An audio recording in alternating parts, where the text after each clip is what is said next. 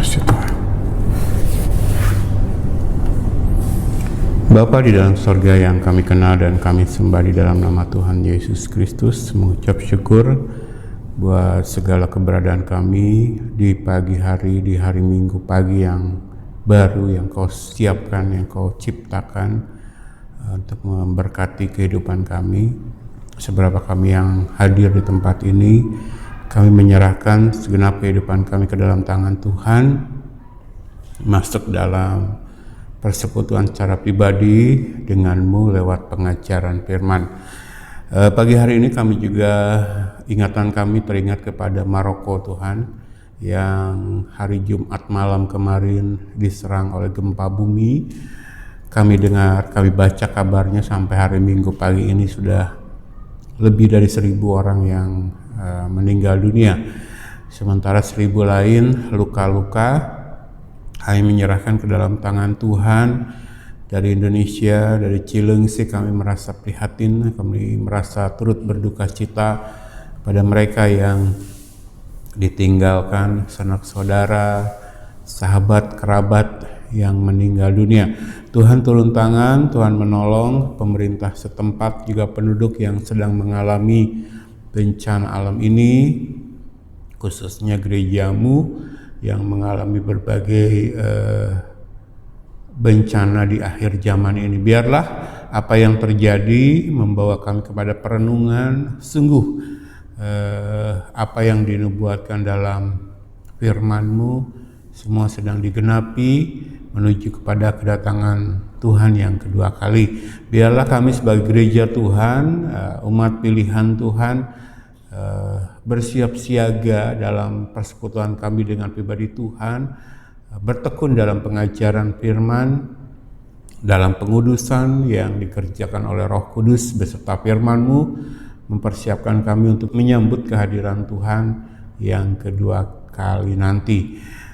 Terima kasih Tuhan, kami menyerahkan semuanya ke dalam tangan Tuhan. Ibadah pagi hari ini kami akan mulai dengan segala kerendahan hati. Kami mohon pertolongan Roh Kudus-Mu berkarya dalam setiap hati dan pikiran kami, tidak saja menyingkapkan rahasia kebenaran firman, tapi menanamkan itu dalam-dalam di hati dan pikiran kami, supaya kami tidak berdosa kepada Tuhan, melainkan dibangun semakin indah dalam pemandangan Tuhan, dimampukan mengasihi Engkau hari ini lebih dari kemarin dan besok lebih dari hari ini.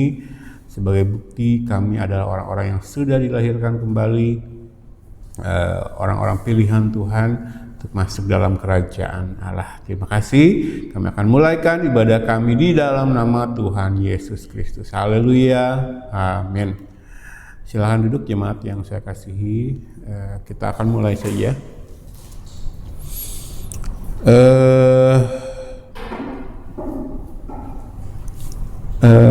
Diawali pagi ini dengan ucapan terima kasih ya. Saya tidak menyangka begitu banyak respon yang masuk ke email dan WA saya dari khotbah terakhir ya, yang videonya baru saja di upload di YouTube 3 hari yang lalu.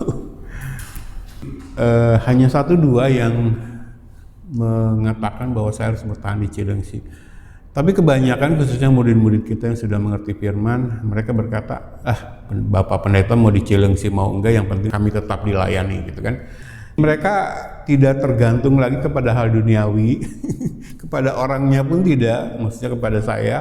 Tapi yang penting mereka tetap bisa dilayani secara pengajaran firman. Mau di Cilengsi, mau meninggalkan Cilengsi, yang penting Pak Pendeta tetap melayani kami. Katanya begitu. Hanya 1-2 yang memperkatakan, memberikan dukungan bertahan di Cilengsi gitu ya. Bahkan ada yang berkata, kalau memang gereja Tuhan di Cilengsi sudah nggak mau dengar firman, tinggalkan saja Pak Pendeta. Ikuti saja perintah Tuhan Yesus yang sudah kita pelajari minggu lalu. Ya, tapi sebagian besar, khususnya yang sudah mengerti firman, memberikan dukungan seperti itu ya. Mau di Cilengsi, mau keluar dari Cilengsi katanya. Dimanapun Bapak Pendeta ada, yang penting tidak berhenti melayani pengajaran firman terhadap kami. Jadi itu saya mengucapkan terima kasih kepada respon yang masuk ya, baik yang sudah berjemaat di sini maupun khususnya murid-murid saya yang tersebar di Jakarta, di Bandung, sampai ke Kalimantan sana. Saya ucapkan terima kasih. Masalah saya berangkat dari Cilengsi, pergi dari Cilengsi atau tidak itu bukan keputusan manusia ya. Kemarin saya baru ngobrol dengan Ibu Gembala juga di rumah. Walaupun secara manusia saya sudah capek di Cilengsi gitu kan. Bukan capek dengan pelayanan yang ada, tapi dengan sikap orang-orang yang tidak suka kepada firman, mengabaikan firman, menganggap remeh firman, menomorduakan atau nomor sekiankan firman gitu ya. Dan itu kita alami 9 sampai 10 tahun ini. Jadi sebagai manusia saya sudah capek, sudah pengen pergi dari Cilengsi, tapi keputusan untuk pergi atau tidak dari Cilengsi bukan di tangan manusia, termasuk di tangan kami gitu kan, tapi Tuhan. Visi Tuhan apakah sudah selesai di Cilengsi, baru kami pergi. Tapi dari beberapa respon dukungan yang masuk, saya ucapkan terima kasih. Ada pertanyaan-pertanyaan yang masuk ya, saya akan coba jawab satu pertemuan atau dua pertemuan ke depan sebelum kita lanjut ke materi kelahiran dari atas ya. Tidak sempat saya bikin slide-nya karena baru 3 hari yang lalu di posting ya. Video yang pertama itu rupanya sudah banyak respon masuk, termasuk pertanyaan, tapi saya sudah catat pertanyaan. Kita akan bahas dan jemaat siap-siap buka Alkitab ya. Jadi kita akan baca ayat-ayatnya langsung dari Alkitab pagi hari ini untuk menjawab pertanyaan-pertanyaan ini. Yang pertama tentang mujizat ya, karena kemarin sempat di video itu saya tekankan bahwa otoritas kita baik sebagai hamba Tuhan, khususnya yang memimpin jemaat ya, ataupun di tingkat keluarga itu orang tua terhadap anak, suami terhadap istri ya. Itu firman, bukan mujizat ya. Jadi kita lihat konteks pengertian mujizat dalam Alkitab ya, tidak dalam pengertian Pentakosta karismatik yang kita alami sehari-hari ya, selama 200 tahun terakhir. Itu menyesatkan. Kalau pertanyaannya apakah Allah masih mengerjakan mujizat? Saya pribadi termasuk yang percaya iya. Apakah Allah yang sama masih mampu melakukan mujizat? Oh tentu saja iya. Allah tidak pernah berubah, tidak akan pernah berubah. Dulu, sekarang, dan selamanya. Tuhan Yesus tidak akan berubah. Jadi kalau Alkitab mencatat Allah yang sama mengerjakan mujizat, maka kalau ditanya apakah Allah masih mampu mujizat? Ya tentu saja Allah kan tidak berubah. Tetapi dalam konteks seperti yang diklaim Pentakosta karismatik selama kita ada dalam pengajaran mereka, gitu, dalam bimbingan mereka, itu salah ya. Jadi kalau berbicara tentang mujizat, coba kita lihat beberapa ayat dulu ya sebagai pembanding, sebagai informasi. Matius 24 ayat 24 yang pertama. Pertanyaan-pertanyaan yang kita bahas pagi hari ini sebenarnya sudah tercakup dalam pengajaran kita yang lalu ya. Tapi karena pertanyaan ini masuk, jadi pagi hari ini saya semacam memberikan panduan saja. Silakan buka lagi catatan jemaat atau lihat di video pengajaran saya. Itu sudah tercakup sebenarnya. Jadi kita akan buka saja 1 atau 2 ayat untuk memberikan panduan. Yang pertama Matius 24 ayat 24-25. Peringatan dari Tuhan Yesus sendiri ya. Matius 24. Coba buka dan baca. Matius 24 ayat 24. Sebab Mesias palsu dan nabi-nabi palsu akan muncul, dan mereka akan mengadakan tanda-tanda yang dahsyat dan mujizat-mujizat, sehingga sekiranya mungkin mereka menyesatkan orang-orang pilihan juga. Ayat 25. Camkanlah, aku sudah mengatakannya terlebih dahulu kepadamu. Nah, dari ayat ini kita melihat bahwa Tuhan Yesus sendiri memperingatkan perihal mujizat di akhir zaman, khususnya setelah era gereja mula-mula ya, abad pertama sampai Alkitab ini selesai dituliskan. Praktek gereja mula-mula sebagaimana tercatat dalam Alkitab Perjanjian Baru selesai abad pertama. Masalah mujizat, Yesus sendiri menekankan bahwa Allah, Yesus, tidak menjanjikan akan membuat banyak mujizat. Dalam masa perjanjian baru setelah Yesus mati, dikubur, bangkit, naik ke sorga, lalu Roh Kudus turun menandai kelahiran gereja Tuhan, lalu lewat gereja Tuhan Allah akan berkarya sampai ke kedatangan Yesus yang kedua. Allah Yesus tidak menjanjikan bahwa Allah akan mengerjakan banyak mujizat bagi umatnya ya di dunia ini. Apakah mujizat masih terjadi? Saya pribadi setelah belajar dari firman termasuk yang percaya Allah masih secara random gitu, secara acak melakukan mujizat ya, menunjukkan kuasanya. Di mana Allah berkehendak dia akan melakukan membuat mujizat. Tetapi dalam skema yang diklaim oleh Pantekosta karismatik yang diajarkan selama ini, saya termasuk yang tegas menolak ya. Jadi kita lihat satu ayat, Yesus memperingatkan bahwa justru perihal mujizat dalam masa kehidupan gereja, Roh Kudus ini akan digunakan oleh nabi-nabi palsu, guru-guru palsu, gembala-gembala upahan.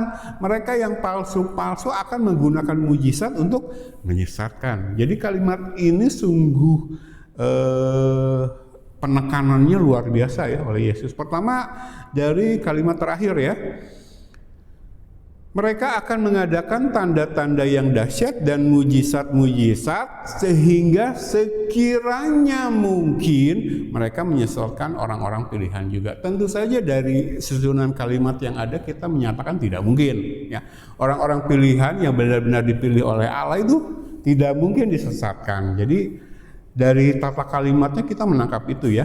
Sehingga sekiranya mungkin orang-orang pilihan itu akan disesatkan juga oleh perbuatan dahsyat dan mujizat mereka. Tapi kita tahu bahwa orang-orang pilihan Allah mendapatkan jaminan dari Yesus sendiri. Mereka akan sampai ke kedatangan Yesus yang kedua, bahkan masuk kerajaan sorga. Nah, struktur kalimat ini menyatakan bahwa begitu dahsyatnya perbuatan ajaib dan mujizat nabi-nabi palsu ini sehingga sekiranya mungkin menyesatkan orang-orang pilihan. Ingin menunjukkan bahwa benar-benar mujizat itu dipakai mereka untuk menyesatkan orang secara luar biasa. Dan kita melihat realisasi dari peringatan Yesus ini justru terjadi dalam pengaruh Pantekosta karismatik ya, khususnya lewat KKR. Menekankan sekali mujizat sementara mengabaikan isi pesan firman-Nya. Dan kita lihat di gereja-gereja yang dipraktikkan pun seperti itu ya. Saya itu sudah bosan dengan kesaksian pendeta dari GPDI misalkan, Pantekosta karismatik secara umum, yang kalau bersaksi dalam khotbah mereka, kan khotbah mereka itu sudah ketebak ya.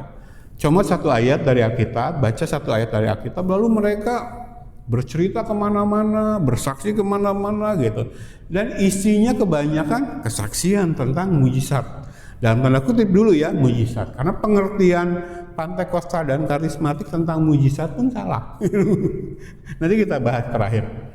Jadi seperti itu, yang ditekankan mujizat, tapi pesannya nggak ada. Eksposisi terhadap ayat Alkitab yang dibacakan tidak ada.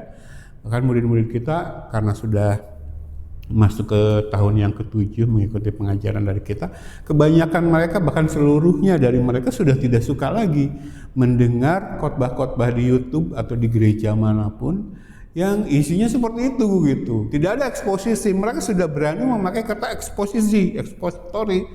Wah, ini hamba Tuhan datang jauh-jauh diundang, mungkin bayarannya besar gitu kan. Tapi khotbahnya cuma baca satu ayat atau beberapa ayat, lalu cerita kemana-mana, lalu ayatnya dieksposisinya kapan gitu. Nah murid-murid kita karena sudah mengerti yang ditunggu itu, gitu kan. Mereka tidak tertarik lagi dengan ilustrasi, cerita, kesaksian yang memenuhi khotbah 1 jam atau bahkan lebih itu, sehingga tidak ada pengajaran yang diterima gitu. Di akhir ibadah ketika mereka pulang tuh kosong gitu.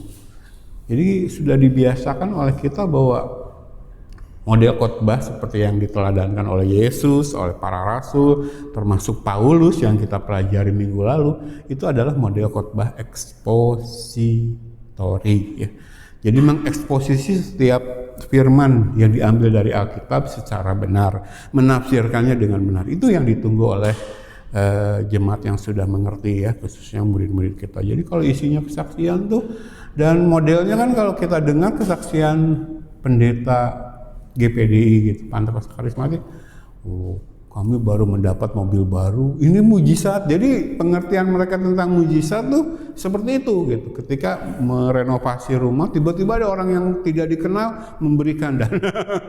Atau tiba-tiba orang yang nggak dikenal memberikan mobil gitu. Jadi mengarah ke hal-hal yang duniawi yang mereka terima gitu. Itu mereka cara mereka mendefinisikan apa itu mujizat ya. Padahal kalau kita lihat tidak seperti itu pengertian mujizat yang diceritakan dalam Alkitab ya. Khususnya yang terjadi di Perjanjian Baru lah, masa Yesus dan para rasul itu. Kita lihat ya. Jadi pengertian mujizat saja sudah salah, apalagi aplikasinya. Nah, Yesus menjelaskan bahwa orang-orang di akhir zaman dalam rangka menyesatkan banyak orang itu melakukan tanda-tanda yang dahsyat dan mujizat-mujizat, dan dengan itulah mereka menarik orang kepada kesesatan. Dan di ayat 25 pasal 24 Matius ini Yesus berkata, "Camkanlah, aku sudah mengatakannya terlebih dahulu kepadamu." Dua kali penekanan ya. Penekanan yang pertama, sekiranya mungkin orang pilihan itu akan disesatkan juga, saking hebatnya penipuan yang terjadi menggunakan tanda-tanda ajaib dan mujizat ini ya. Sehingga Yesus memakai struktur kalimat seandainya mungkin, pada kenyataannya tentu saja tidak mungkin orang-orang pilihan akan disesatkan. Ini untuk menunjukkan begitu hebatnya tipuan oleh mujizat. Lalu penekanan yang kedua di ayat yang ke-25, "Camkanlah, aku sudah mengatakannya lebih dulu." Jadi aku sudah memperingatkan. Jadi kalau di khotbah minggu kemarin saya tekankan ciri orang Kristen sejati yang sudah dilahirkan kembali ya, born again Christian, itu tidak mengejar hal yang duniawi, termasuk ketika berbicara mujizat gitu. Mujizat itu terserah Allah. Jadi kalau saya berkata di awal, apakah sampai hari ini Allah masih mengerjakan mujizat? Oh iya, saya termasuk yang percaya. Tapi mujizat terjadi itu atas kehendak Allah untuk menyatakan kebenarannya. Bukan mujizat dilakukan untuk memenuhi permintaan keinginan orang yang memintanya begitu ya. Dan dalam pengalaman pelayanan saya tuh Tuhan mengerjakan mujizat kan, menyembuhkan orang sakit. Tapi itu bukan karena doa saya, bukan karena permintaan saya, tapi sepenuhnya karena kehendak Tuhan. Ada yang didoakan malah meninggal dunia misalkan, orang yang sakit itu. Apakah kita mau mengklaim bahwa Allah tidak adil? Apakah Allah tidak kasih gitu kan? Jadi semua terjadi berdasarkan kehendak Tuhan. Jadi menempatkan mujizat yang benar tuh seperti itu dalam kekristenan yang benar. Nah, coba baca ayat lain. Itu peringatan dari Yesus ya. Sekarang 2 Tesalonika 2 ayat 9 sampai 10. 2 Tesalonika pasal 2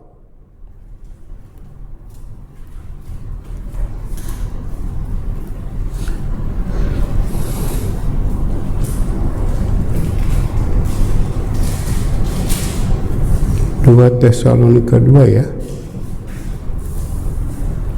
Udah ketemu, silakan jemaat yang sudah ketemu. 2 Tesalonika 2 ayat 9 dan 10.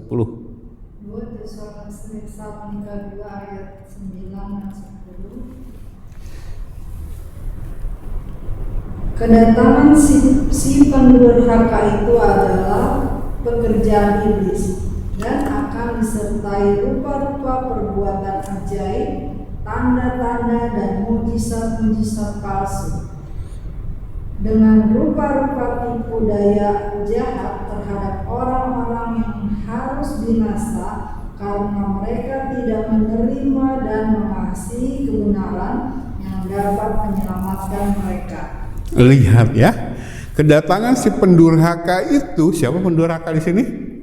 Antikristus ya. Kedatangan si antikristus itu adalah pekerjaan iblis. Jadi nanti ada satu sosok antikristus dinyatakan, di belakangnya adalah iblis ya. Bahkan yang memberi kuasa terhadap antikristus adalah iblis ya. Jadi kalau antikristus ini dikatakan untuk memikat banyak orang melakukan tanda dan mujizat-mujizat, itu adalah perbuatan iblis. Kita sudah tekankan minggu lalu, iblis bisa mengerjakan mujizat. Jadi Yesus Allah di pihak yang benar tidak menjanjikan di masa gereja Allah akan banyak melakukan mujizat, ya. Tetapi justru memperingatkan kalau justru kamu melihat mujizat, hati-hati ya. Tadi pertama Yesus yang memperingatkan, nah sekarang Paulus lewat tulisannya 2 Tesalonika menekankan bahwa kedatangan antikris nanti yang di-backing oleh iblis, pekerjaan iblis, akan disertai rupa-rupa perbuatan ajaib, tanda-tanda dan mujizat-mujizat palsu dengan rupa-rupa tipu daya jahat terhadap orang yang harus binasa. Jadi yang akan mengejar mujizat yang dilakukan oleh pihak si jahat ini adalah orang-orang yang harus binasa. Ya, kenapa mereka harus binasa? Dan dalam keharusan untuk binasa mereka akan terpikat lalu mengikuti banyak mujizat yang dilakukan oleh antikris karena mereka tidak menerima dan tidak mengasihi kebenaran yang dapat menyelamatkan mereka. Ya, jadi tetap intinya itu di kebenarannya, bukan di mujizatnya gitu.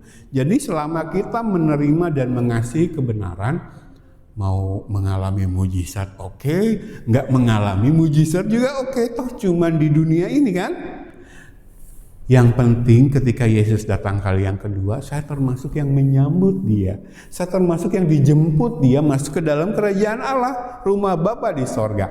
Masalah di dunia ini mau melihat mujizat, mau mengalami mujizat atau tidak masalah. Coba bandingkan dengan kesaksian GPDI lah, Pantekosta Karismatik yang kita alami selama ini. Begitu menekankan mujizatnya sehingga justru kebenaran diabaikan. Katakanlah seseorang karena pengalaman pribadinya menganggap dirinya mengalami mujizat dari Allah, gitu kan. Lalu dia saksikan penekanannya itu kepada mujizatnya, kesembuhan lah, mendapat mobil lah, renovasinya ada yang membayarkan lah dan sebagainya, yang sifatnya lahiriah, duniawi, fisik, tapi pesan firman-Nya justru diabaikan. Nah, kita bosan dengan format khotbah-khotbah seperti itu. Format kesaksian seperti itu yang menekankan mujizatnya. Padahal Yesus sendiri sudah memperingatkan, Paulus lewat surat 2 Tesalonika itu menekankan ketika berbicara mujizat yang ditekankan bukan Allah, yang ditekankan bukan Yesus, tapi yang ditekankan adalah nabi-nabi palsu, guru-guru palsu, gembala-gembala palsu yang upahan, yang di belakangnya adalah roh antikristus. Itu ya surat 1 Yohanes. Sementara antikristus sendiri ketika datang di backing oleh iblis akan melakukan tanda-tanda ajaib itu ya, mujizat. Jadi tujuannya menipu, tujuannya menyesatkan, membuat orang-orang termasuk Kristen-Kristen yang rajin ke gereja dan super aktif dalam pelayanan, membuat mereka fokus kepada yang fisik lalu mengabaikan kebenaran, tidak menerima kebenaran, tidak mengasihi kebenaran. Itu agenda di belakang mereka ya, dengan mujizatnya itu ya. Yesus sudah memperingatkan, Paulus sekarang memperingatkan di surat 2 Tesalonika. Sekarang coba buka Matius 7. Ya, balik ke Matius 7. Jadi saya akan mempresentasikan saja ayat-ayat sebagai panduan kali ini ke khotbah-khotbah kita yang terdahulu ya. Karena kita sudah bahas semua ini sebenarnya. Tapi berhubung pertanyaan masuk, Matius 7 ayat 21 mulai sampai 23. Matius 7 ayat 21 sampai 23. Bukan setiap orang yang berseru kepadaku Tuhan, Tuhan akan masuk ke dalam kerajaan surga, melainkan dia yang melakukan kehendak Bapa-Ku yang di surga. Pada hari terakhir banyak orang akan berseru kepadaku, Tuhan, Tuhan, bukankah kami bernubuat demi nama-Mu dan mengusir setan demi nama-Mu dan mengadakan banyak mujizat demi nama-Mu juga? Pada waktu itulah aku akan berterus terang kepada mereka dan berkata, aku tidak pernah mengenal kamu. Nyala daripadaku kamu sekalian pembuat kejahatan. Jemaat melihat Nah, ini yang akan berkaitan langsung dengan konteks yang digembar-gemborkan oleh Pantekosta Karismatik ya. Kita akan bahas sebentar lewat satu gambaran yang saya kasih lihat. Jadi ini berkaitan dengan karunia mujizat yang dilakukan oleh Roh Kudus dalam kehidupan gereja Tuhan ya. Jadi Allah dalam Alkitab memang menjanjikan ketika mengutus murid-muridnya, Allah menjanjikan, Yesus sendiri menjanjikan mereka akan membuat mujizat. Kita lihat catatannya dalam Alkitab, dalam Perjanjian Baru kan, Yesus, murid-murid Yesus, para rasul termasuk Paulus melakukan mujizat ketika menyampaikan kebenaran, ya. Dan itu terjadi, itu digenapi, gitu kan. Tetapi poinnya, fokusnya tetap kepada kebenarannya, pesan firman-Nya, bukan mujizatnya. Jadi di Matius 7 ayat 21, Yesus menegaskan bukan setiap orang yang berseru kepadaku Tuhan, Tuhan akan masuk ke dalam kerajaan sorga. Itu kan yang penting kan, kehidupan setelah kehidupan di dunia ini berakhir gitu. Itu yang penting. Melainkan dia yang melakukan kehendak Bapakku. Jadi nanti akan banyak pendeta, hamba Tuhan, pastor, gembala, apalah. Terserah yang dicantumkan sebagai titel di depan nama mereka. Dokter, mau doktornya 1, 2, 3, terserah lah. Mereka akan mengklaim mujizat di hadapan Allah, melakukan banyak mujizat demi nama Yesus ya, mencatut nama Yesus. Tapi di akhir jawaban Yesus adalah, aku tidak mengenal kamu. Jadi orang-orang yang mengenal Yesus adalah yang mengejar pengenalan akan Dia lewat pengajaran firman ya. Yohanes pasal 17 atau dalam berbagai ayat lain yang sudah kita pelajari. Jadi orang yang mengejar pengenalan Yesus, pengenalan Allah, itulah yang dikenal oleh Yesus. Orang yang mengejar firman, itulah yang dikenal oleh Yesus, bukan yang mengalami mujizat. Apalagi versinya GPDI dan Pantekosta Karismatik. Tuhan bilang, kamu mau sudah melakukan banyak mujizat, aku tidak mengenal kamu, karena selama hidupmu mengaku-ngaku Kristen, mencatut nama Yesus, tapi tidak mengejar pengenalan akan Allah. Itu definisi hidup kekal, definisi kerajaan Allah, kerajaan sorga, dan siapa yang berhak masuk ke sana. Ingat ya doa Yesus di Yohanes pasal 17. Bahwa hidup yang kekal adalah mereka mengenal Engkau satu-satunya Allah yang benar, lalu mereka mengenal aku, Yesus, satu-satunya yang Engkau utus. Itu hidup yang kekal, bukan banyak mujizat gitu. Coba di mana tunjukkan kepada saya dalam Alkitab, di mana fokus dari Allah adalah mujizatnya. Tetapi dari Perjanjian Lama mau kita pelajari pun fokusnya tetap kebenaran. Jadi Yesus sendiri menegaskan nih, dari ayat pertama yang kita baca di Matius 7 pun Yesus menegaskan, bukan setiap orang yang berseru kepadaku Tuhan, Tuhan, bukan kami bernubuat demi nama Yesus, mengusir setan demi nama Yesus, mengadakan banyak mujizat demi nama Yesus, bukan mereka yang akan masuk kerajaan sorga. Mujizat tidak sepenting itu di mata Allah, yang diperbuat manusia, dialami manusia. Tetapi yang terpenting di mata Allah adalah mereka yang melakukan kehendak Bapa, mengejar pengenalan akan Dia. Gitu. Jadi firman sekali lagi dibandingkan dengan mujizat yang menunjukkan otoritas Yesus pada waktu itu, hamba Tuhan termasuk orang yang percaya adalah firman, bukan mujizat. Sekali lagi kalau terkait mujizat, orang yang percaya sungguh sudah dilahirkan kembali akan memiliki sikap terserah Allah. Saya misalkan dalam keadaan sakit kita berharap mujizat, kita mendoakan mujizat. Semua orang Kristen diperintahkan oleh firman seperti itu. Allah yang mampu melakukan mujizat kesembuhan. Tetapi orang yang percaya sungguh akan bersikap seperti itu. Kalau Tuhan menyembuhkan saya lewat mujizat, saya akan pakai itu untuk memuliakan Allah. Tapi kalau tidak pun, yang penting saya sudah melakukan kehendak Bapa. Saya berhak atas sorga. Ketika Yesus datang nanti, ketika saya bahkan mati pun tidak mengalami mujizat kesembuhan, saya akan masuk sorga. Yang penting itu kehidupan setelah kehidupan ini berakhir ya. Saya selalu pakai ungkapan ini untuk menegaskan ini. Coba dari semua orang yang sudah mengalami mujizat yang tercantum dalam Alkitab, baik yang disembuhkan dari kusta, dari penyakit apapun sampai yang dibangkitkan. Coba orangnya kemana sekarang? Apakah masih ada di sekitar kita? 3 orang saja yang disembuhkan oleh Tuhan Yesus sendiri ya. Ada Lazarus, ada pemuda di Nain, lalu ada anak seorang kepala rumah ibadah. Dari 3 orang yang dibangkitkan oleh Yesus yang tercatat dalam Alkitab, di mana mereka sekarang? Apakah ada di sekitar kita? Tidak ada. Pada akhirnya mereka mati juga.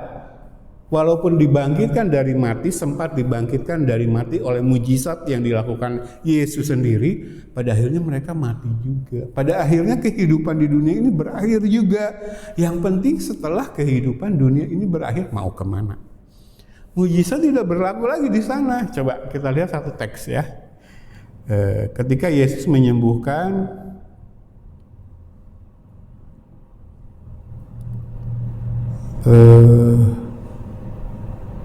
coba cari ayatnya, saya lupa. Ketika Yesus menyebutkan 10 orang kusta ya, di Lukas kalau nggak salah. Coba saya cari dulu. Cari di Lukas, Perjanjian Baru, Gospel ya, Injil, kata kusta.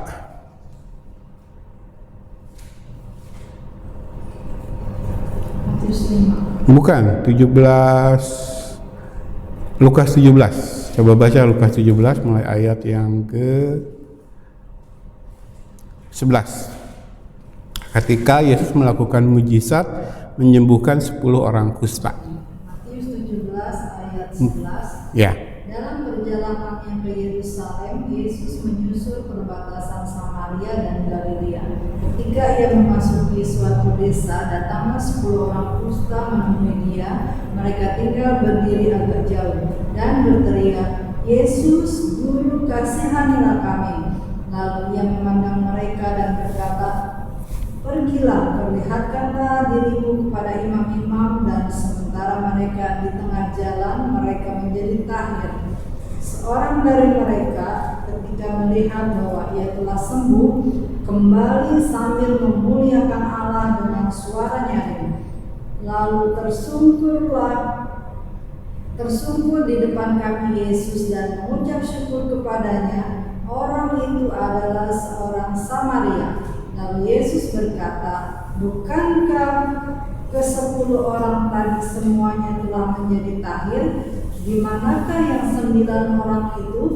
Tidak adakah di antara mereka yang kembali untuk memuliakan Allah selain daripada orang asing ini?" Lalu ia berkata kepada orang itu, "Berdirilah dan pergilah, imanmu telah menyelamatkan kamu."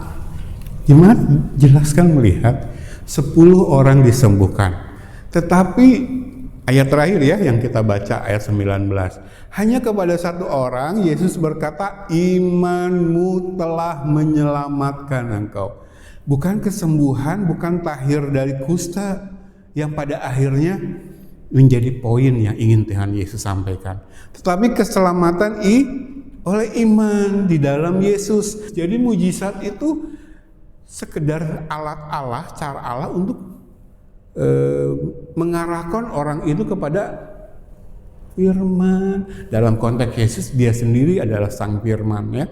Jadi Yesus berkata, "Oh, di mana yang 9 orang lainnya? Tidakkah di antara mereka yang kembali untuk memuliakan Allah selain dari yang 1 ini?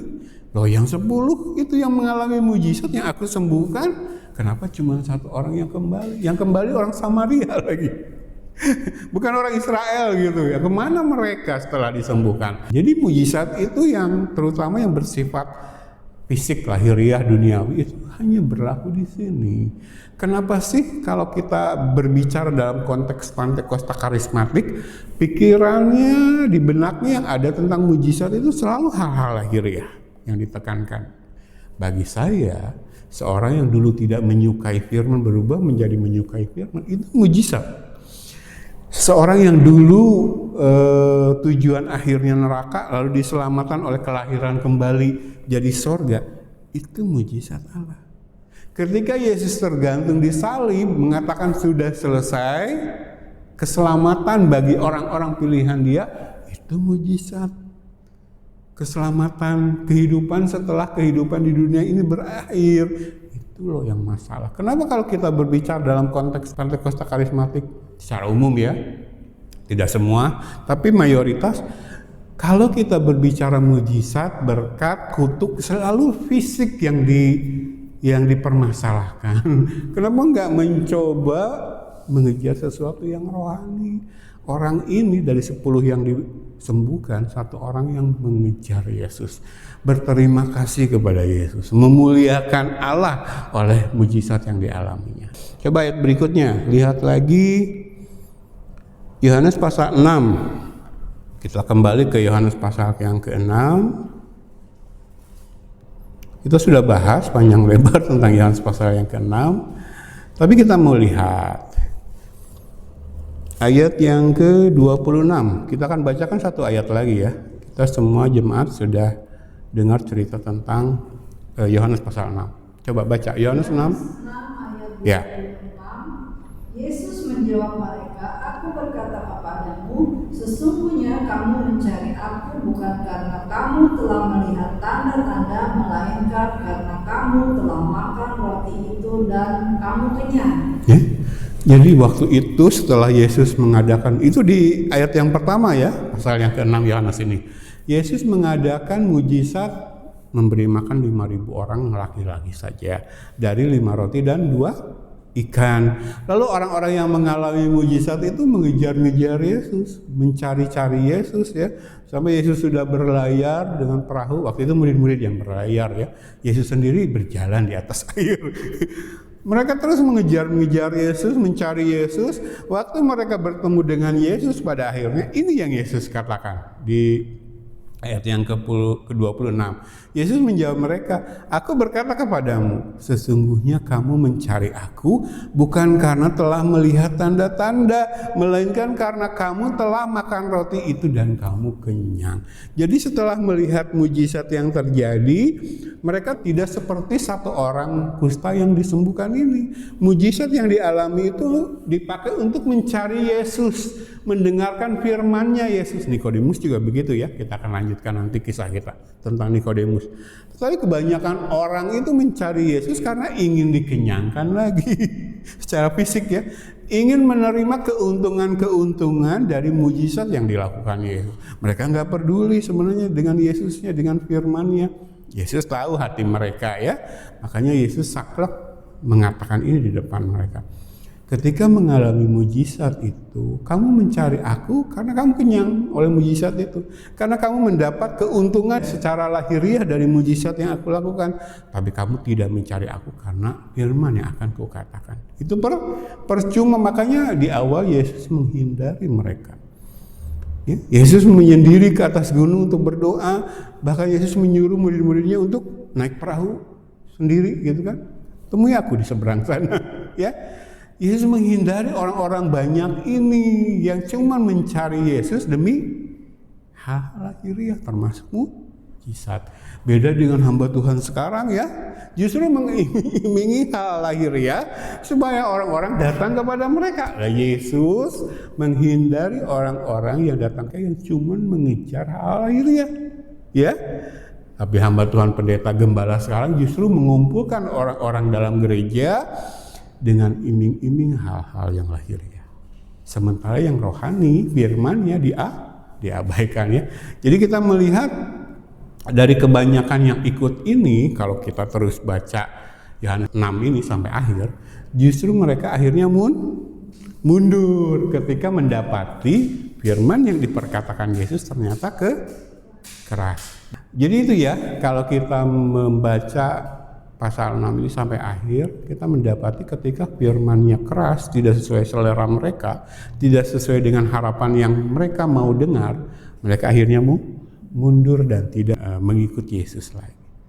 Itulah orang-orang Kristen yang cuma cari mujizat lahiriah. Ya, sekali lagi, saya ingin mengingatkan jemaat di sini, siapapun yang mendengar, coba kalau berbicara tentang mujizat itu pikirkan hal-hal yang rohani sekali-sekali. Yang akan kita bawa tembus sampai kepada kekekalan gitu. Bukan sekedar hal jasmani yang memuaskan kita di sini. Nah, kita sudah bosan dengar orang GPDI Pentakosta Karismatik berkhotbah atau bersaksi gitu. Karena kesaksiannya itu pasti tentang hal yang duniawi, apalagi terkait mujizat. Oke, lanjut ya. Ayat lagi kita akan baca, masih ada. Jadi di Yohanes pasal 6 ini murid yang sungguh-sungguh yang 12 orang itu ketika ditanya, kamu gak mundur sama seperti orang banyak? Lalu lewat Petrus mereka berkata, loh, bagaimana kamu bisa mundur? Siapa lagi yang kami akan ikuti kalau kami mengejar hidup yang kekal? Perkataanmu Yesus adalah hidup yang kekal. Itu ya perkataan Petrus di akhir Yohanes pasal 6 ini. Itu murid sejati. Sekarang kita lompat ke Wahyu terakhir ya. Wahyu, coba buka kitab Wahyu.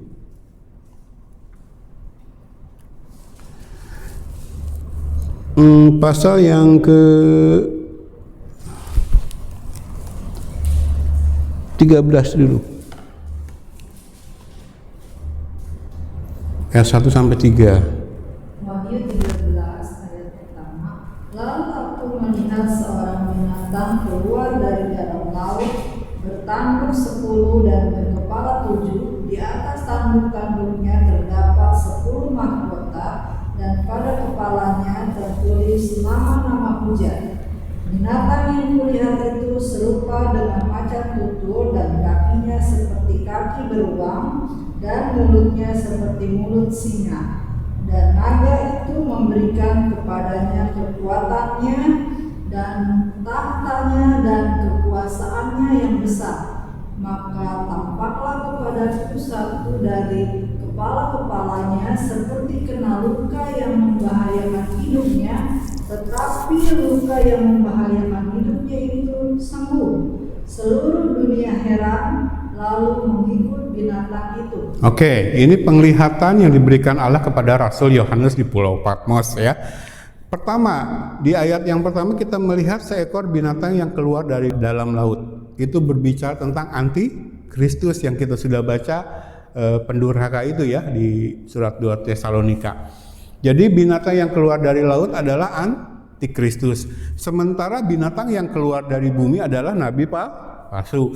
Sementara naga di sini dikatakan di ayat yang kedua, seekor naga itu berbicara iblis ya. Jadi di kitab Wahyu iblis digambarkan seperti naga atau ular tua, itu berbicara pada sosok yang sama, iblis ya. Nah, iblis ini memberikan satu kuasa kepada binatang yang keluar dari laut, antikristus, sehingga baca, perhatikan ayat yang ketiga. Maka tampaklah kepadaku satu dari kepala-kepalanya, ini kepala binatang yang keluar dari laut ya, antikristus, seperti kena luka yang membahayakan hidupnya, tetapi luka membahayakan hidupnya itu sembuh. Satu mujizat yang luar biasa dilakukan oleh antikristus, sehingga perhatikan kalimat terakhir ayat yang ketiga, seluruh dunia heran lalu mengikut binatang itu. Kita sudah lihat nubuatannya Rasul Paulus di kitab 2 Tesalonika bahwa antikristus akan muncul dengan rupa-rupa mujizat. Kitab Wahyu tulisannya Rasul Yohanes menuliskan satu mujizat yang dilakukan oleh antikristus, binatang yang keluar dari laut itu membuat dunia heran lalu mengikuti dia. Itulah peristiwa ajaib atau mujizat yang dilakukan oleh si jahat. Tujuan akhirnya adalah supaya orang-orang mengikuti dia dengan ajaran yang melawan Allah, ajaran yang menyesatkan manusia, ajaran yang membawa manusia kalau mengikuti dia masuk ke dalam kerajaan neraka ya. Jadi kita lihat apa yang dinubuatkan Paulus dalam surat 2 Tesalonika dalam penglihatan Rasul Yohanes di akhir nanti setelah sosok antikristus ini dinyatakan, itu akan dilakukan oleh antikristus ya. Jadi luka yang membahayakan hidupnya aja bisa disembuhkan oleh kuasa yang di-backing oleh iblis, si naga itu ya, ular tua itu. Jadi kita melihat real ya, mujizat dilakukan oleh iblis untuk menyesatkan banyak orang. Sekarang ayat 12 dan 13 coba. Masih di pasal yang sama. Lompat. Wahyu 13 12 dan 13. Dan seluruh kuasa binatang yang pertama itu dijalankannya di depan matanya. Ia menyebabkan seluruh bumi dan semua penghuninya menyembah binatang pertama yang luka parahnya telah sembuh. 13 terakhir. 13. Dan ia mengadakan tanda-tanda yang dahsyat, bahkan ia menurunkan api dari langit ke bumi di depan mata semua orang. Oke. Jadi masuk ke ayat 11, 12, 13 ini berbicara tentang binatang yang keluar dari dalam bumi. Ini bicara tentang nabi palsu. Tadi binatang yang keluar dari laut itu antikristus ya. Naga itu iblis. Nah, setelah binatang yang keluar dari laut, antikris sembuh dari luka yang membahayakan hidupnya, mujizat besar ya. Dunia terheran lalu mengikuti dia. Itu diwujudkan, diaplikasikan oleh binatang yang keluar dari bumi ya, oleh para nabi palsu yang di-backing oleh antikristus. Nah, Yohanes sudah memperingatkan dalam suratnya, surat Yohanes ya, bahwa sekarang roh antikristus sudah ada. Zamannya Yohanes menuliskan itu kurang lebih 2000 tahun yang lalu, Yohanes sudah mengatakan memang antikristus sosoknya belum muncul. Ada antikris satu nanti yang akan muncul di akhir zaman. Kita sampai hari ini belum mengalami. Tetapi Yohanes mengatakan antikris sudah ada hari ini.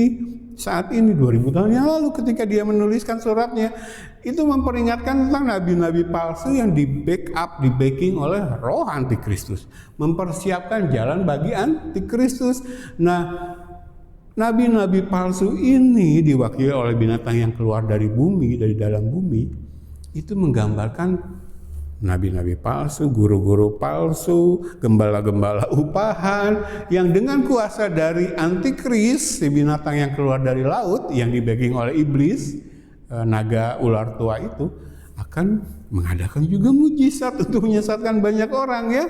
Kita baca di ayat 11, 12, dan 13 dari kitab Wahyu ini. Jadi kalau kita berbicara mujizat, sekali lagi Yesus Allah tidak menjanjikan akan melakukan banyak mujizat ya dalam masa gereja sampai kedatangan Yesus yang kedua. Tetapi ketika berbicara mujizat, justru Alkitab banyak mencatat tentang kegiatannya antikristus yang di-backingi oleh iblis, lalu menggerakkan nabi-nabi palsu untuk menyesatkan. Jadi zaman Rasul Yohanes menuliskan suratnya aja, dia sudah berkata, oh, antikristus ini sekarang sudah datang. Yang satu sosok itu belum dinyatakan, kita pun belum mengalami. Tapi antikristus yang diwakili oleh nabi-nabi palsu, guru-guru palsu, rasul-rasul palsu, gembala-gembala upahan ini sudah hadir. Sejak zaman 2000 tahun yang lalu sudah hadir. Sekarang menyusup ke dalam gereja-gereja lewat gerakan Pantekosta karismatik secara umum ya. Kebanyakan menyesatkan banyak orang lewat ajaran yang menyimpang dari Alkitab ya. Dan sekali lagi, ketika berbicara tentang mujizat, maka Alkitab banyak membahas justru tentang penyesatan yang dilakukan oleh si jahat ya. Makanya kalau orang Kristen ngejar mujizat, kejar yang lahiria, luar biasa. Nah, sekarang kita beralih ke pengertian mujizat. Kita kembali ke Yohanes pasal 6 ya. Coba Alkitab kita pindahkan lagi ke Yohanes pasal yang ke-6. Kita fokus di Yohanes pasal 6 saja. Sebenarnya banyak mujizat yang dilakukan oleh Yesus ya dan para rasul selama melayani di dunia. Tapi kita fokus 2 mujizat yang benar-benar menunjukkan mujizat itu pengertiannya apa. Itu ada dalam Yohanes ya. Nah, kalau kita baca Yohanes pasal 6 ayat 1 sampai ayat 15 itu bercerita tentang mujizat yang dilakukan Yesus, yaitu menciptakan makanan untuk 5.000 orang laki-laki. Dari 5 roti dan 2 ikan, Yesus bisa mengenyangkan semua orang ya. Alkitab hanya mencatat 5.000 saja, tapi laki-laki saja. Kalau ditambah perempuan dan anak-anak, kita bisa bayangkan lebih dari 5.000 orang. Itu dikenyangkan oleh Yesus hanya dengan 5 roti dan 2 ikan, bahkan nyisa 12 bakul ya. Ini adalah matematikanya sorga. Tidak masuk akal bagi manusia. Ini adalah mujizat. Sesuatu yang dilakukannya bertentangan dengan hukum alam. Dari mana Yesus mengadakan makanan yang bisa mengenyangkan 5.000 orang laki-laki saja? Yesus sedang menunjukkan daya kreasinya, kuasa penciptaannya. Dialah yang menciptakan segala hal. Dibuktikan lewat mujizat ini. Yesus bisa menciptakan roti-roti tambahan yang dari 5 roti 2 ikan bisa mengenyangkan lebih dari 5.000 orang. Daya kreasi, ya, the power of creation dari Sang Allah sendiri Yesus ditunjukkan di mujizat ini. Ini pengertian mujizat. Sesuatu yang terjadi berlawanan dengan hukum alam, ya, dilakukan oleh kuasa yang adikodrati dari Allah sendiri, ya. Dalam mujizat ini kuasa penciptaan Yesus, ya. Lalu ketika Yesus dikejar-kejar banyak orang, kan Yesus menyendiri ke atas gunung, sementara murid-murid disuruh naik perahu ke seberang. Nanti aku bertemu dengan engkau di seberang, kurang lebih seperti itu. Tapi ketika murid-murid naik perahu sendirian tanpa Yesus, mereka mengalami yang namanya apa? Angin. Ini di ayat yang ke-16 mulai. Masih Yohanes pasal 6 ayat yang ke-16. Yohanes 6 ayat 16. Sampai 21 ya. Coba baca. Ketika hari sudah mulai malam, murid-murid Yesus pergi ke danau lalu naik ke perahu dan menyeberang ke Kapernaum. Ketika hari sudah gelap, Yesus belum datang juga mendapatkan mereka, sedang laut bergelora karena angin kencang. Sesudah mereka mendayung kira-kira 2-3 mil jauhnya, mereka melihat Yesus berjalan di atas air mendekati perahu itu. Maka ketakutanlah mereka, tetapi Ia berkata kepada mereka, "Aku ini, jangan takut."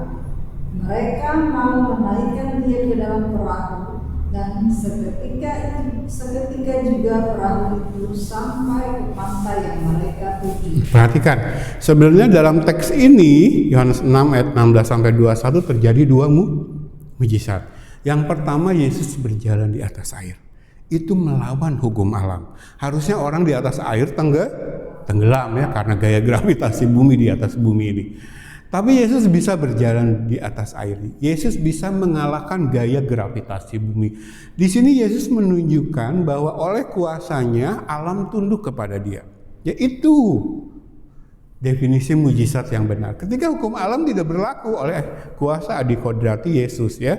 Jadi ketika murid-murid mengalami angin kencang ketika mereka naik perahu sendirian tanpa Yesus, mereka melihat Yesus mendatangi mereka di tengah laut berjalan di atas air. Itu mujizat yang pertama terjadi, melawan hukum alam. Ketika mereka mau menaikkan Yesus ke atas perahu untuk berlayar ke Kapernaum, tujuan mereka, perhatikan ayat terakhir. Ketika mereka mau menaikkan Dia ke dalam perahu, dan seketika itu juga perahu itu sampai ke pantai yang mereka tuju. Jadi ini sebenarnya mujizat kedua dalam peristiwa ini. Jadi setelah Yesus berjalan di atas air, ketika mereka mau menaikkan Yesus ke atas perahu untuk berlayar ke Kapernaum, tiba-tiba seketika juga perahu itu sampai ke Kapernaum, kepada pantai yang mereka tuju. Ini sebenarnya mengulang peristiwa yang dialami Filipus, ya, di Kisah Para Rasul ketika menobatkan sida-sida dari Ethiopia. Ingat peristiwa sida-sida dari Ethiopia yang ditobatkan Filipus? Selesai membaptis sida-sida itu, tiba-tiba menghilang. Dia dilarikan oleh Allah ke kota lain, ya, Asdod, yang jaraknya itu sekian kilometer dari peristiwa tempat Dia membaptiskan sida-sida dari Ethiopia. Jadi satu peristiwa yang bertentangan dengan hukum alam ketika sesuatu dalam sekejap seketika berpindah tempat. Ini yang dialami murid-murid bersama Yesus setelah melihat Yesus berjalan di atas air. Ayo Tuhan, naik ke perahu, kita berlayar ke Kapernaum. Seketika mereka tiba di Kapernaum, ya, tanpa menjalani perjalanan yang seharusnya mereka tempuh. Jadi dari peristiwa 3 ini, Yesus memberi makan 5.000 orang dengan 5 roti dan 2 ikan.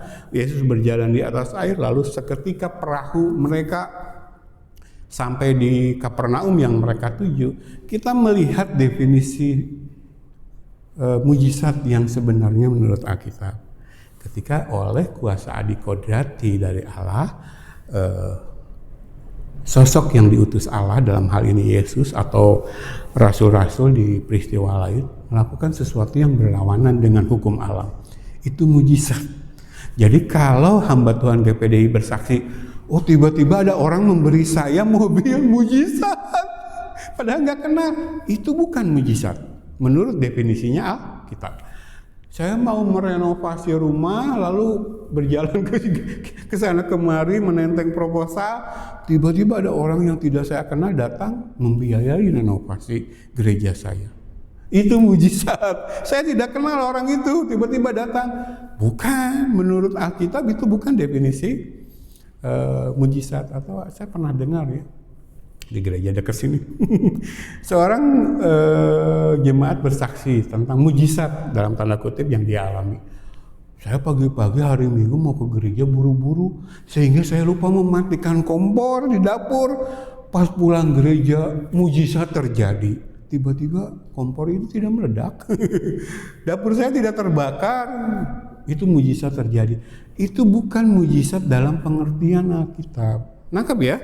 Jadi selama ini yang diuar-uar oleh kesaksian kaum Pantekosta karismatik di mimbar itu bukan mujizat seperti yang dilakukan oleh Yesus. Definisi dulu ya. Jadi kebanyakan mujizat yang terjadi sekarang itu sebenarnya bukan mujizat yang dimaksudkan oleh Alkitab, dilakukan oleh Yesus dan murid-muridnya, para rasul.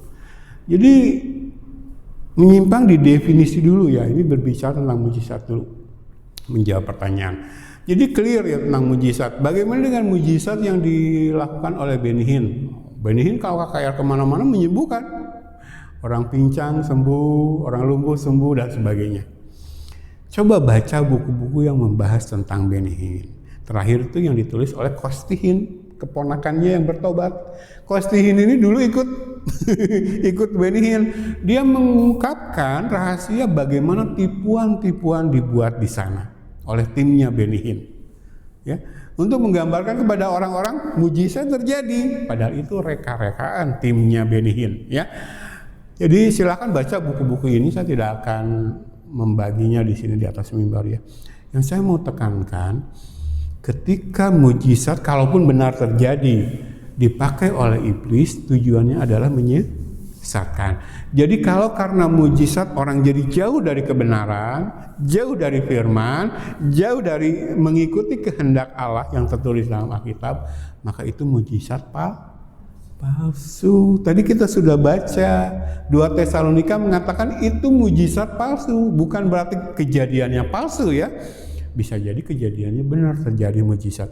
Yang dimaksud palsu di sini itu kalau mujizat itu dilakukan oleh Allah, oleh utusan Allah, maka tujuan akhirnya adalah firman, kebenaran. Tapi mujizat itu disebut palsu karena justru menyesatkan. Bisa jadi kejadiannya betul, karena iblis memiliki kemampuan melakukan mujizat ya, lewat antikristus, lewat nabi-nabi palsu yang diutus, mampu mereka melakukan mujizat. Tapi yang dimaksud dengan palsu ketika mujizat membimbing orang menjauhi firman, itu palsu. Bukan tujuan Allah sejak awal mengadakan mujizat. Oke, kita tutup dengan satu ilustrasi. Kita sudah bahas ya ayat-ayatnya. Jadi dalam konteks gereja, khususnya di akhir zaman, kita sudah disesatkan oleh Pantekosta karismatik tentang mujizat. Jadi ambil contoh munculnya perjanjian baru ya. Diawali dengan 400 tahun masa intertestamental atau disebut masa sunyi. Ini istilah dalam teologi ya, masa sunyi. 400 tahun menjelang masuknya perjanjian baru, bangsa Israel mengalami intertestamental. Jadi antar perjanjian intertestamental itu. Yang disebut oleh para ahli teologi sebagai masa sunyi, quiet era ya, di mana Allah tidak berfirman kepada bangsa Israel. Jadi di masa nabi terakhir zaman perjanjian lama siapa? Kitab terakhir Maleakhi. Sampai awal masuk ke perjanjian baru, di mana munculnya di sini Yohanes Pembaptis ya. Munculnya Yohanes Pembaptis.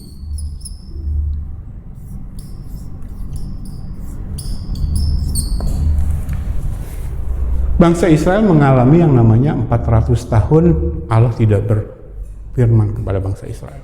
Berhenti berfirman. Sampai masa perjanjian baru ya. Nah, ini yang disebut zaman baru. Ketika Allah dari diam, karena bangsa Israel dihukum, diasingkan, atau berbagai masalah lah. Kita melihat siklusnya dalam perjanjian lama ya. Ketika mengakhiri satu masa di mana Allah tidak mau berfirman, menjauhi umatnya, lalu dia mulai berfirman lagi, biasanya Alkitab memberikan istilah lahirnya zaman baru. Masuknya zaman baru, di mana Allah berfirman lagi kepada bangsanya. Jadi mulai masuknya Yohanes Pembaptis, ini pengantar masuk ke perjanjian baru. Allah berbicara lagi dengan bangsanya. Ini lahirnya masa baru atau zaman baru. Nah, ketika memasuki zaman baru di mana Allah berfirman kepada manusia, khususnya umatnya, Allah mengirimkan utusannya. Ya.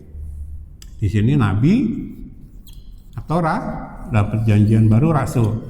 Karena Allah lewat manusia mengirimkan pesannya, berbicara lagi itu lewat manusia.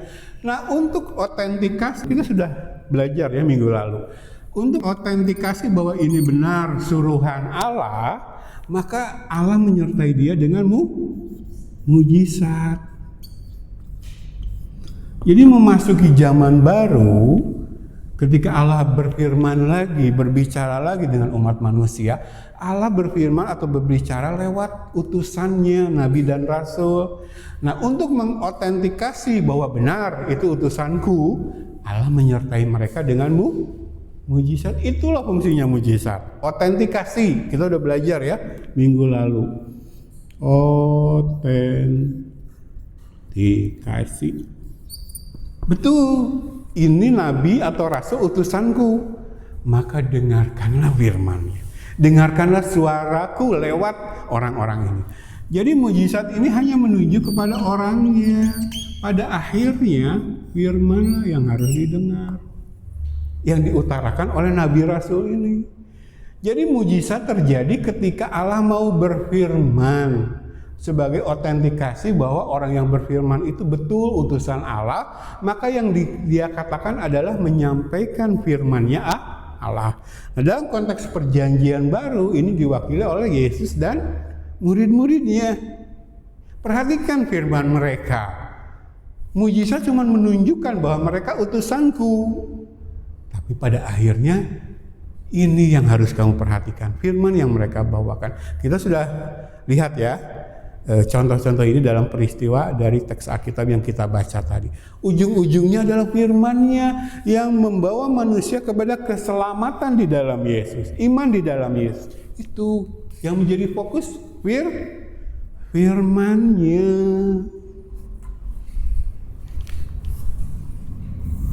Jadi kalau orang tidak melihat mujizat, tidak mengalami mujizat, tapi masuk ke dalam iman, dalam arti memperhatikan firman-Nya, itu yang akan selamat. Walaupun dia tidak mengalami mujizat gitu. Ya, kayak sampai situ dulu mengerti ya fungsinya mujizat. Nah, ketika nabi dan rasul ini selesai menyampaikan firman Tuhan dalam konteks perjanjian baru ya. Ini konteksnya perjanjian baru. Roh Kudus yang menggerakkan mereka menyampaikan firman ini. Setelah Yesus mati, dikubur, bangkit, naik ke sorga, Roh Kudus diutus untuk menyelesaikan penyampaian firman ini berakhir dalam bentuk Alkitab.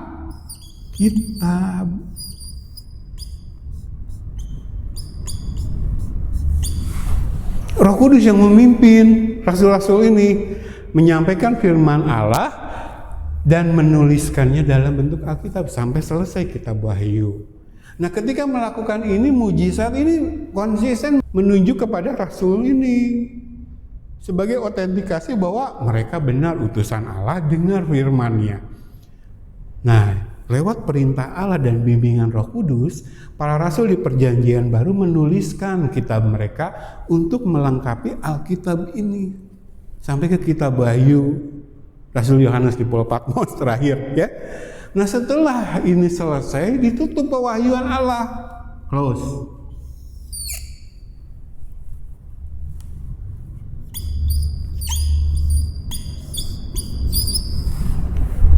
Pewahyuan Allah selesai. Tugas gereja sekarang lewat bimbingan Roh Kudus melakukan apa yang sudah difirmankan Allah dan dituliskan dalam Alkitab ini.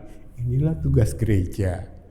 Inilah tugas para pemimpin gereja, mengajarkan ini dalam ibadah-ibadah, khususnya ibadah setiap hari Minggu, supaya umat Allah, umat pilihan Allah, mengerjakan firman yang sudah disampaikan para rasul, yang sudah selesai dituliskan dalam Alkitab. Sekarang saya tanya jemaat, interaksi sedikit. Kalau firmannya sudah selesai, sudah dituliskan dalam Alkitab, lalu pewahyuan sudah selesai, tutup, kira-kira mujizat masih perlu nggak? Konteksnya ini ya, mujizat sekedar menunjukkan kepada rasul yang menyampaikan pesan Allah. Karena sudah selesai disampaikan, bahkan sudah dituliskan dalam Alkitab, sudah ditutup pewahyuan di gereja mula-mula abad pertama, masa para rasul murid Yesus, diakhiri oleh kitab Wahyu yang ditulis Rasul Yohanes. Selesai, kira-kira mujizat masih perlu nggak? Tidak perlu lagi. Yang perlu dilakukan kita lewat bimbingan Roh Kudus adalah taat kepada yang sudah dituliskan. Maka mujizat menjadi tidak relevan gitu dalam masa gereja setelah gereja mula-mula akhir abad pertama selesai. Apakah Allah masih mampu melakukan mujizat? Ya. Apakah Allah masih melakukan mujizat? Saya secara pribadi percaya iya. Tapi tidak dikaitkan lagi dengan iman Kristen. Mungkin Allah di belahan bumi lain melakukan mujizat yang kita tidak tahu. Tapi random, tidak dalam konteks ini gitu. Terserah Allah lah.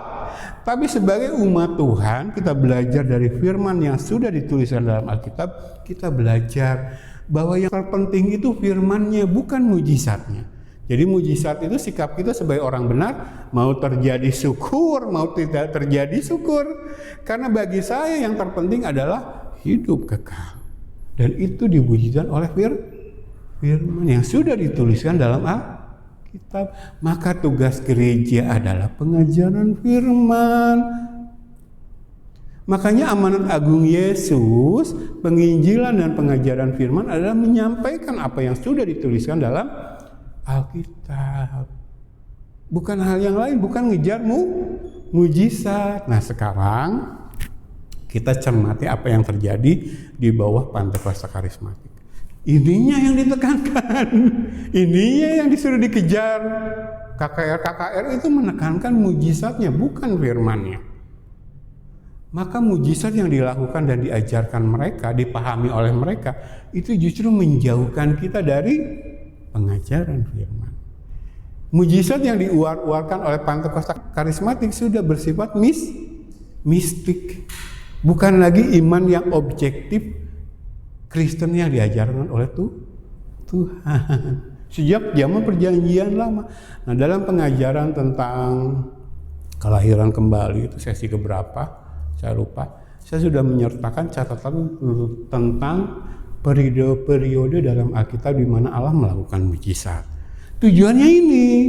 Jadi ketika memasuki zaman baru di mana Allah berfirman, maka Allah menyertakan mujizat sebagai autentikasi. Salah satu contoh zamannya Daniel. Kita melihat dalam kitab Daniel, Allah menyertai Daniel dengan berbagai macam mujizat. Mengapa?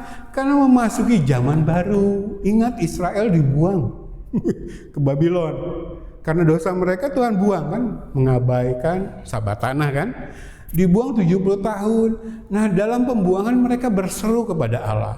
Maka memasuki tahun-tahun pembebasan, Allah menyatakan lagi pesannya lewat Nabi Daniel. Maka Allah menyertakan mujizat menyertai pelayanan Nabi Daniel. Itu polanya selalu begitu ketika memasuki periode di mana Allah perlu menyertai hamba-hambanya dengan mujizat. Nah sekarang Alkitab Perjanjian Baru menuliskan tentang karunia yang berbentuk mujizat. Itu menurut skema ini sudah selesai. Di abad pertama ketika rasul-rasul menyampaikan dan menuliskan firman. Itu benar dialami para rasul, dicatat dalam Alkitab. Mujizat yang menyertai Paulus, Petrus, dan lain-lain. Dicatat. Tapi setelah selesai Alkitab ditulis, masih perlu nggak? Nggak terlalu perlu. Mujizatnya sekarang secara rohani. Lewat Roh Kudus, Allah mengubahkan manusia sehingga tekun mengejar pengenalannya, tekun mengikuti perintah Tuhan yang tertulis dalam Alkitab lewat pengajaran firman. Nah, kalau mujizat mau terjadi mau nggak terjadi terserah. Nah, saya atau pelayanan kami di tempat ini, kalau mau bersaksi tentang mujizat, kami juga ngalami yang lahiriah. Contoh real, tempat ini berapa harga waktu dibeli? Hampir 1 M. Kami nggak keluar seperak pun. Artinya yang membeli ruangan ini Bapak Indra Hasan dan istrinya sengaja membeli rumah ruko ini untuk kami, pelayanan kami. Kalau kami mau bersaksi tentang mujizat lahiriah, kemana-mana kami uar-uarkan ini. Tapi kami bertekun dalam pengajaran firman, enggak menitik beratkan kepada mujizatnya. Sampai hari ini kami masih mengalami kalau kami mau uar-uarkan tentang mujizat lahiriah yang kami alami. Tapi kami lebih memilih fokus ke firman-Nya, tidak ke mujizatnya. Di zaman gereja ini untuk menunjukkan bahwa Roh Kudus lewat kelahiran kembali, lewat pengajaran firman yang tertulis dalam Alkitab mengubahkan orang-orang sehingga siap menyambut kedatangan Yesus yang kedua. Kalau mujizat lahiriah terjadi, puji Tuhan, nggak terjadi juga nggak apa-apa. Jadi mulailah ketika berpikir tentang mujizat memikirkan hal-hal yang rohani. Nah sekarang minggu lalu kita bercerita tentang gereja yang sama sekali tidak tertarik kepada firman. Firman cuma dijadikan pelengkap dalam ibadah-ibadah mereka hari Minggu. Ada khotbah di sana, tapi bukan pengajaran firman yang sehat dan sistematis. Karena fokusnya ini yang lahiriah, termasuk mujizat, termasuk musik yang asik, multimedia yang asik, gaya ibadah yang asik yang membuat manusia suka, yang membuat manusia nyaman, yang membuat manusia egonya itu justru dibangkitkan. Ibadah seharusnya ini fokusnya firman. Yang lain nggak ada nggak apa-apa gitu loh. Kita tidak anti musik, tapi kalau demi firman musik nggak ada nggak apa-apa. Bahkan mujizat yang dianggap hebat nggak apa-apa nggak terjadi. Yang penting firman pengajaran terjadi. Disitulah kita berani mengklaim Roh Kudus hadir di tengah-tengah ibadah kita. Nangkep ya? Jadi dalam seluruh yang sudah kita pelajari hari ini, saya harapkan jemaat dibawa kembali kepada materi pelajaran kita yang lalu, khususnya tentang mujizat ya. Jadi pengertian kita tentang mujizat jangan mau disesatkan oleh Pentakosta karismatik yang memakai hal mujizat ini menjadi barang dagangan mereka yang utama ya, untuk menarik orang dan justru untuk menyesatkan banyak orang seperti yang diperingatkan oleh teks Alkitab yang sudah kita bacakan tadi. Jadi ini jawaban yang pertama tentang mujizat ya. Dan ada sebenarnya saya catat 12 pertanyaan ya. Jadi baru satu yang terjawab, kita akan lanjutkan minggu depan karena waktunya juga sudah pas ya. Selesai. Saya undang bangkit berdiri jemaat. Jadi kita sebagai orang yang sudah dilahirkan kembali, sebagai umat Kristen yang benar, orang-orang pilihan Allah, firman akan membimbing kita menyambut Yesus di kedatangan yang kedua ya. Roh Kudus yang akan membimbing kita, memampukan kita ya. Allah sendiri lewat pribadi Roh Kudus yang ada di dalam kita yang akan memampukan itu. Jadi kita akan dihindarkan dari ajaran-ajaran yang menyimpang, khususnya tentang mujizat ini. Fokus kepada firman Alkitab. Apa yang dikatakan Alkitab itulah yang benar ya. Kita akan song-song kehadiran Yesus kali yang kedua, sama-sama menyambut dia di awan-awan, lalu sama-sama masuk ke dalam rumah Bapa di sorga. Ibu Gembala berdoa untuk firman, nanti saya berdoa untuk menutup ibadah ini. Puji Tuhan.